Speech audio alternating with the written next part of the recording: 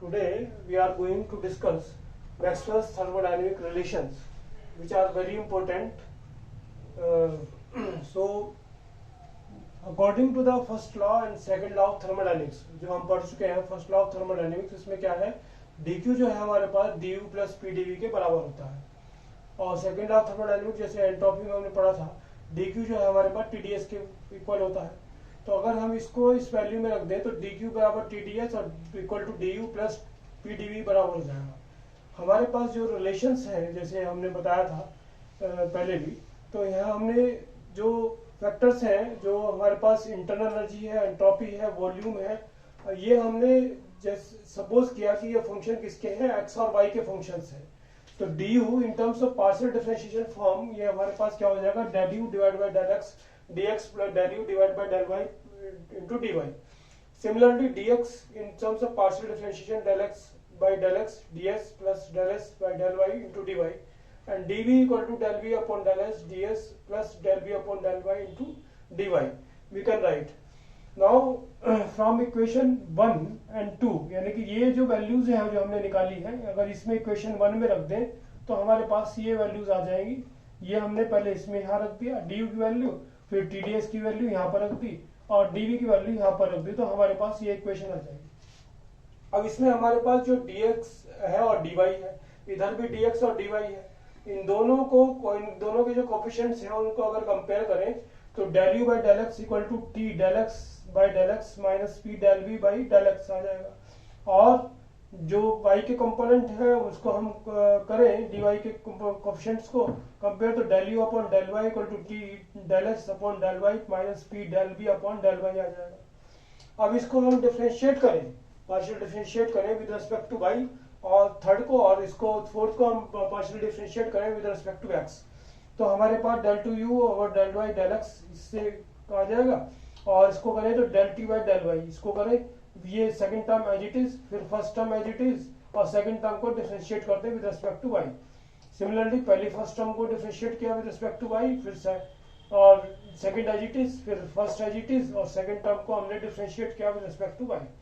ऐसे ही इसमें इसको डिफरेंशिएट करें विद रिस्पेक्ट टू x तो ये आ जाएगा, इसको फर्स्ट टर्म को डिफरेंशिएट करें विद रिस्पेक्ट टू x तो आ जाएगा ये सेकंड एज इट इज, और फिर फर्स्ट टर्म इसमें एज इट इज और सेकंड को डिफरेंशिएट करें विद रिस्पेक्ट टू x तो आ जाएगा.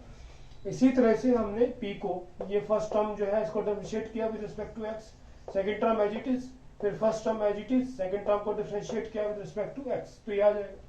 अब ये देखिए हमारे पास del टू u और del y del x जो है वो किसके बराबर होता है, पार्शियल डिफरेंशिएट फॉर्म में del टू u और del x del y के बराबर होता है, ये हमने लिखा है इसमें. सिमिलरली तो जब ये बराबर हो जाएंगे तो ये इक्वेशन इसके बराबर हो जाएगी, ये हमने यहाँ पर लिख दिया, ये इक्वेशन इसके बराबर हो जाएगी. यहाँ पर भी हम ये देखते हैं कि del टू x और del y del x, और ये हमारे पास जो है इधर del टू s और del x del y है, ये जो टर्म है ये वाली, ये इसके बराबर है, तो ये कैंसिल आउट हो जाएगी दोनों साइड में. दिस टर्म ये हमारे पास कैंसिल आउट हो जाएगी क्योंकि इक्वल है. इसी तरह से ये जो टर्म है हमारे पास ये कैंसिल आउट हो जाएगी इस टर्म में, तो बाकी जो टर्म बचेगी वो हमारे पास क्या हो जाएगी, क्योंकि दोनों जो इक्वल है और ये भी इक्वल है, तो ये जो हमारे पास इस तरह से आ जाएगी. अब जो है हमारे पास जो पेयर्स हैं, कॉम्बिनेशंस हैं, 4 जो वेरिएबल हमारे पास 4 पॉसिबल पेयर्स हैं जो हमने लिए हैं, एक्स वाई जो हमने सपोज किए थे इसमें फंक्शन एक्स वाई के रूप में, उसको हम x को x s मान ले, y को y मान ले, क्योंकि हमारे पास जो 4 पॉसिबल कॉम्बिनेशंस हैं वो एंट्रोपी वॉल्यूम का, टेम्परेचर वॉल्यूम का, एंट्रोपी प्रेशर का और टेम्परेचर प्रेशर का हो सकता है, क्योंकि पहले ही हमने जो वेरिएबल लिए हैं वो PVT, और उसके आगे हमने ये माने थे वेरिएबल जो है हमारे पास क्या है U and S.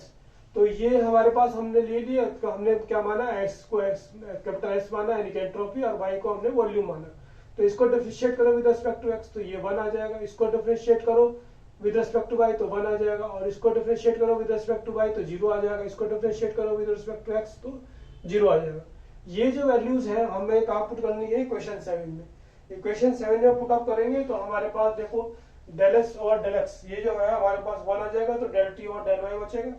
यहाँ पर हमारे पास del v और del x क्या है, 0 है, तो माइनस del p और del y बचेगा, और आगे हमारे पास del s और del y 0 है, तो ये 0 हो जाएगा पूरा पूरा, और डेल वी और डेल वाई जो हमारे पास है वो 1 है। तो ये हमारे पास लेकिन डेल पी और डेल एक्स बचेगा, तो ये इसलिए माइनस डेल वी और डेल एक्स, और ये टर्म जो थी डेल वी और डेल एक्स की वैल्यू 0 है, तो ये बचेगा हमारे पास और ये बचेगा। तो ये वैल्यू हमने इसमें रख दी, और जो हमने माना था x इक्वल टू एक्स तो यहाँ पर रख दिया हमने, और y इक्वल टू बी माना था ये रख दिया। तो डेल टी और del V equal to minus del V P और डेल एक्स आ जाएगा। और जो ये टर्म अगर एंट्रोपी है तो यहाँ ये वहाँ कांस्टेंट हो जाएगी, और वॉल्यूम है तो ये वहाँ वॉल्यूम कांस्टेंट हो जाएगा, यानी कि this value will be del T और del Y when s is constant and minus del P और del X when b is constant. Similarly अगर हम लेते हैं कि x की वैल्यू जो सेकंड कॉम्बिनेशन है tv का, वो x equal to t and y equal to b, क्योंकि ये फंक्शंस जो है वेरिएबल फंक्शंस है, तो इसमें अगर डिफरेंशिएट करें डेल टी और डेल एक्स को तो 1 आ जाएगा, डेल टी और डेल वाई क्या आ जाएगा 0 आ जाएगा, डेल वी और डेल वाई जी 1 आ जाएगा, डेल वी और डेल एक्स 0 आ जाएगा। इन्हीं को हमने कहाँ पुट कर दिया, इसमें पुट कर दिया।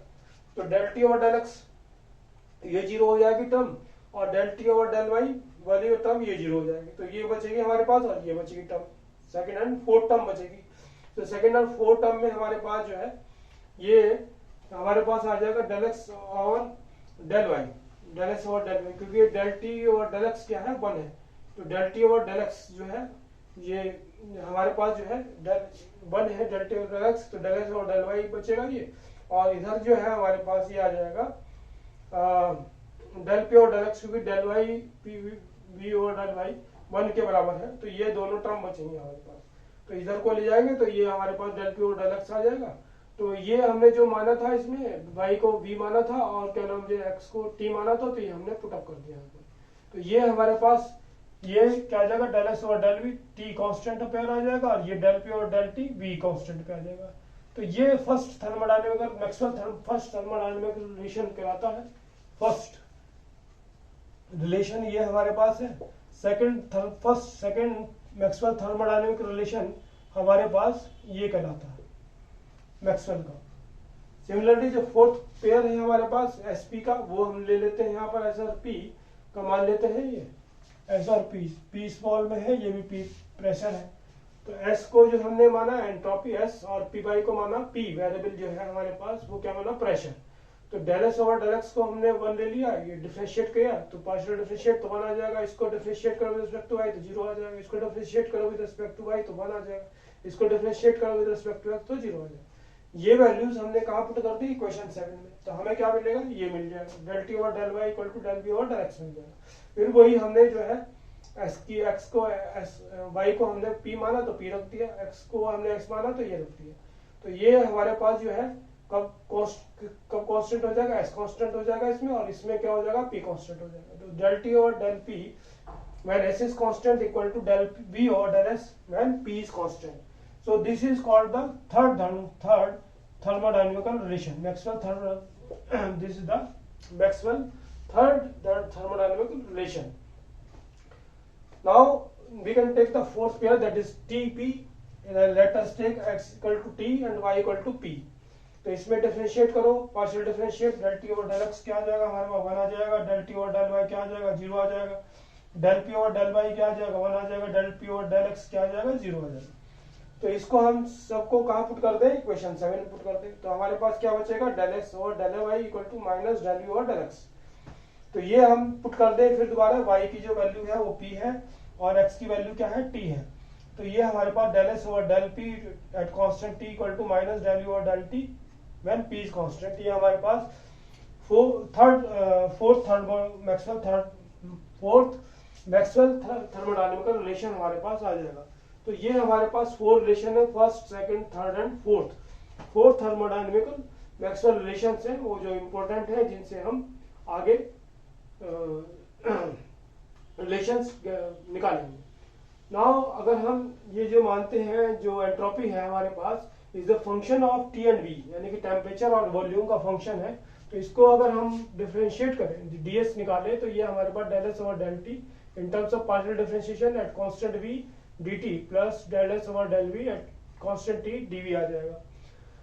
अब इसको हम मल्टीप्लाई करते हैं इक्वेशन को t से, तो t से मल्टीप्लाई करके इक्वेशन ये आ जाएगी। हम ये जानते हैं कि जो हमारे पास हीट प्रोड्यूस होती है सब्सटेंस को गर्म करने पर, तो वो M C V D T या M C P D T के बराबर होती है। तो अगर हम एट कांस्टेंट वॉल्यूम ले, अगर हम एट कांस्टेंट वॉल्यूम पे हीट प्रोड्यूस करें सब्सटेंस को गर्म करने, तो डी क्यू क्या आ जाएगा, M C V D T के बराबर हो जाएगा। अगर हम 1 gram mole of the substance ले लें तो डी क्यू क्या आ जाएगा, 1 into C V into D T के बराबर हो जाएगा। यानी कि सी वी जो है D Q by D T के बराबर हो जाएगा, कब, जबकि वॉल्यूम कांस्टेंट है। In terms of partial differentiation अगर हम लिखें इसको, तो सी वी जो है डेल क्यू और del T at constant volume, और डेल क्यू किसके बराबर हो जाएगा, आपके पास सेकंड लॉ ऑफ थर्मोडायनामिक्स से टी डी एस के बराबर हो जाएगा, नहीं T delta S divide by delta T at constant volume.